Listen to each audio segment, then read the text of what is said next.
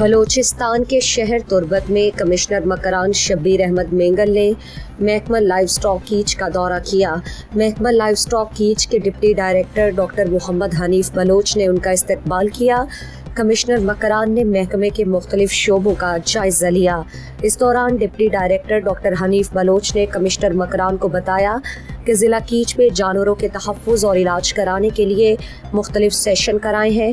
ضلع کیچ میں محکمے کے 3 اسپتال، ڈسپنسری ہے۔ بلیدہ اور دشت میں زیادہ گائے پائی جاتی ہیں، آفیسرز موجود ہیں، لیکن پولٹری فارم کے لیے 4 دیواری، واٹر بور اور سولر سسٹم کی ضرورت ہے۔ کمشنر مکران نے انہیں مسائل حل کرانے کی یقین دہانی کی۔ دورے کے موقع پر کمشنر مکران شبیر احمد مینگل نے میڈیا نمائندوں کو بتایا، آج ڈاکٹر صاحب سے میری پہلی بات ہوئی تھی۔ میں نے وزٹ کرنا تھا ڈیری فارم کا اور پولٹری فارم ہے، ویٹرنری ڈسٹرکٹ آفس کا، موبائل یونٹس ہیں ان کے۔ تو ادھر آ کر مجھے پتہ چلا دوائی ان کے بہت زیادہ ہے، انڈنٹ آئی ہوئی ہے، کافی پرچیزنگ ہوئی ہے، وہاں سے بھیجی گئے ہیں۔ موبائل یونٹ بھی ہے اور ڈاکٹر صاحبان کی اچھی خاصی تعداد ہے اور ویٹرنری آفیسرز ہیں، ڈاکٹرز ہیں۔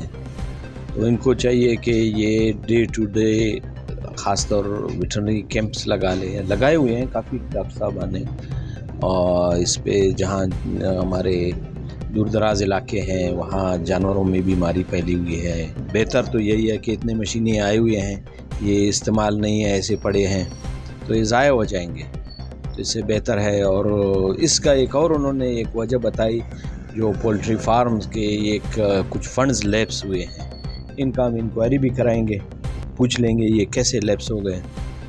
ہماری ڈپارٹمنٹس کی کمزوری کی وجہ سے ایسے فنڈز دور دراز بلوچستان حکومت ہمیں دے رہا ہے، اتنا فنڈز، اتنا محنت ہو رہا ہے صوبائی حکومت کی طرف سے، تو یہ فنڈز ایسے ضائع نہیں ہونا چاہیے۔